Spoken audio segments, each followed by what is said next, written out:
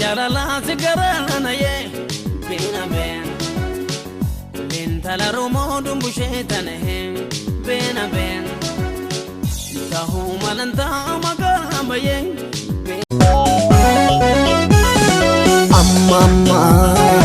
amma yonat anjiru togot tamara sinnamoe iddoon amma itti argamnu godina Harargee Lixaa Anaabro magaalaa Galamsooti. Akkuma beekamu iddoon jal'aa boorii magaalaa Galamsoo keessatti kan jiraatu ta'ullee qonnaan bulaan maali?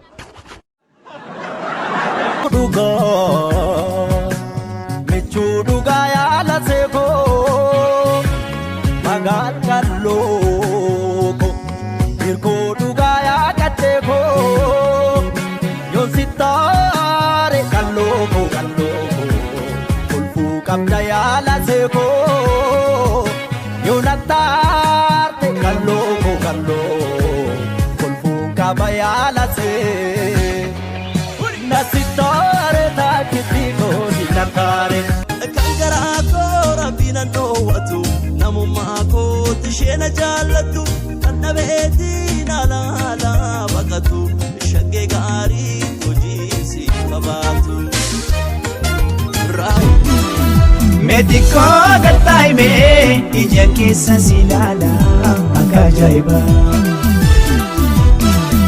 meetikoo gattaa'imee ija keessa si ilaala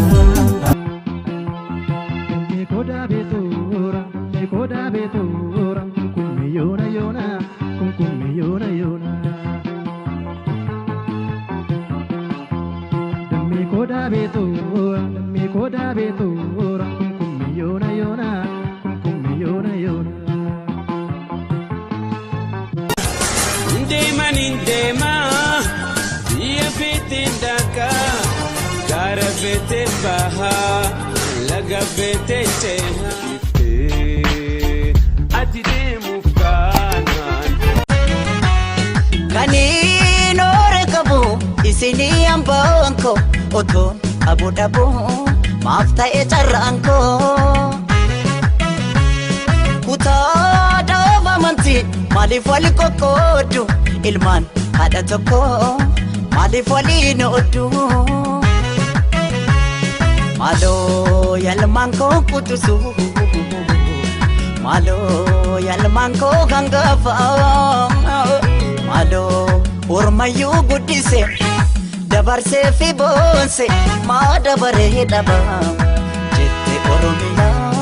jette karme bose Damole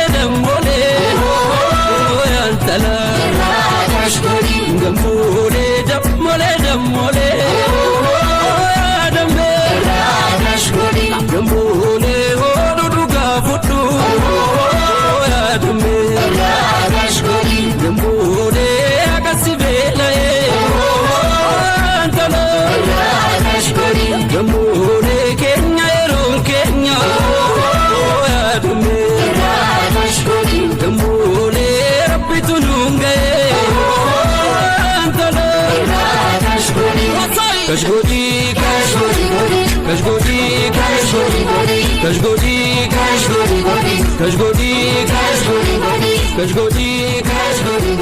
Kashgodi